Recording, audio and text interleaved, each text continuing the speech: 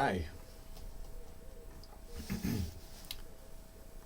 High-speed internet pornography has now become a form of mind control, brainwashing. Watching high-speed internet pornography was one of the worst things I ever did. And I don't think, or rather, I'm not sure if my nervous system will ever fully recover from that, or from the escorts thing, porn being a gateway to the escorts world. That was also one of the worst things I ever did. And all of this can be traced back to television. The television in the living room. And then, at the age of 10, 11, 12 or something, I asked my parents, can I have my own little television in my bedroom? And oh man, I wished they said no. That was the beginning of my, what I call, sexual disassociation, jacking off to audiovisual transmissions instead of learning how to enjoy deep, meaningful, emotional, multi-sensory connections with another fucking person. I remember what sexual super vitality feels like, when you could have an orgasm from swimming, or climbing a pole in the playground, or humping a wall, or you'd get a boner just from wearing a pair of tights, leggings, or cycling shorts, and it was all so new, and girls were hypnotizing, and you were in love with a beauty several years older than you. And then snap, technology hijacks your sexuality, and before you know it, you're staying up until the early hours, watching ridiculous erotic thrillers like Basic Instinct and Russ Meyer trash with the volume turned down so you don't wake everyone up.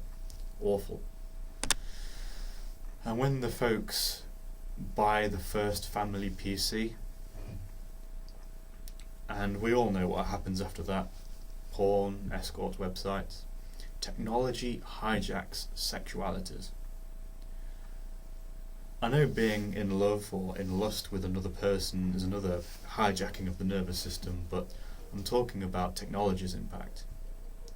I hope my nervous system will recover from what I was exposed to at a crucial stage of my sexual learning and development, ages 9, 10 and onwards. That's why I like to read about sexual medicine and chemicals like bremelanotide and sulbutamine, which apparently have some efficacy for treating psychogenic sexual dysfunctions and anxieties when it comes to sex. Celibacy and brahmacharya have been helpful subjects, and of course transhumanism and the hedonistic imperative makes for compelling reading, promising to reverse the damages and ravages of aging, addiction and bad living. Reclaim youthful vitality. Transhumanism. I know genetic engineering is controversial, but of course I will genetically engineer myself into a hyper-motivated, orgasmic Superman rocketing through the universe. I mean, I like the idea of engineering oneself into something kinder, happier, healthier and longer living, like what David Pearce talks about. But it's easy for things to be exploited by dark forces, of course.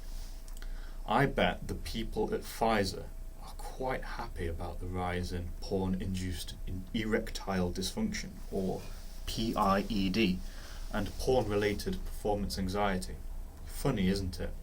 Let's keep creating new problems so we can rake in billions treating them. Is the male species disappearing? I have no intention of disappearing. Endless vitality, abundance, ever-increasing ecstasies into the future, so divine. Take back your sexuality from the mass media vampires. Body and brain fluids are precious. Pornography is mind control. Must return to vitality and potency.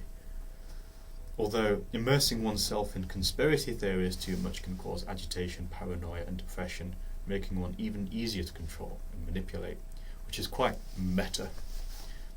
Anyway, there are plenty of success stories on the NoFap Reddit and on yourbrainonporn.com, so I recommend you check those out as well as reuniting.info. Also, I recommend you check out Janice Barcelo, and what she has to say about pornography. She's quite far out, but I do like a lot of what she says. Anyway, thanks for joining me again, and I shall see you in my next video. Bye.